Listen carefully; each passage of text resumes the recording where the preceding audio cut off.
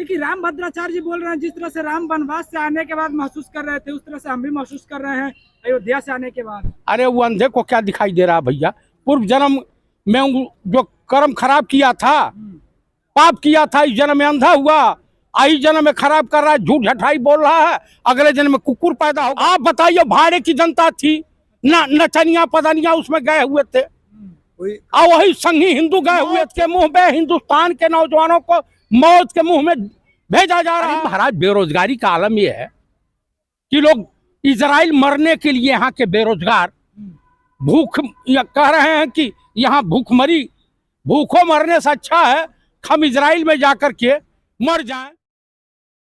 हेमंता बिश्व शर्मा बोल रहे हैं कि हम FIR कर देंगे, कर दिए हैं, और इलेक्शन के बाद हम गिरफ्तारी चालू कर देंगे। इलेक्शन के बाद उनकी ही गिरफ्तारी होगी, उनके करप्शन की सरकार चूंकि बदलेगी, इंडिया गठबंधन की सरकार बनेगी, और जाएंगे जेल।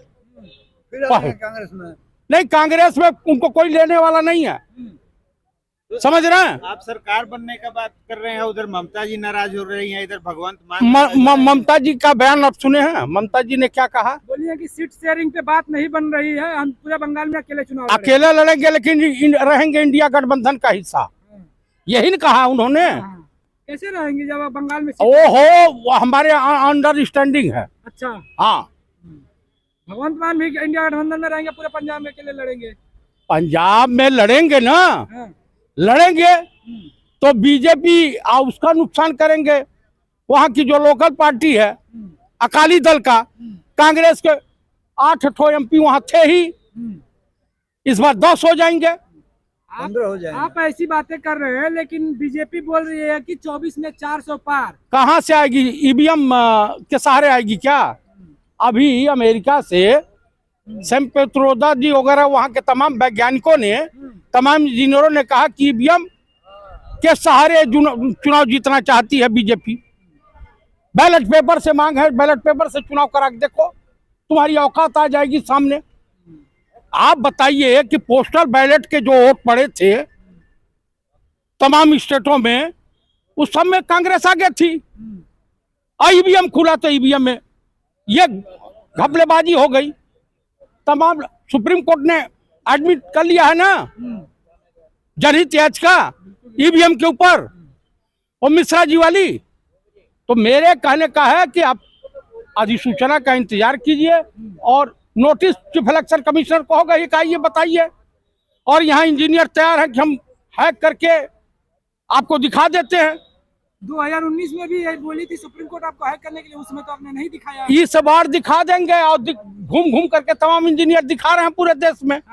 आपको नहीं पता चल रहा? तो लगता है कि 2024 में EVM से चुनाव नहीं होगा? संभवतः नहीं होगा, बैलेट पेपर से चुनाव होगा, और अगर होगा तो तमाम रूरल एरिया में ग्रामीण जनता EVM की होली जला देगी। ये जान लीजिए, जनता भी।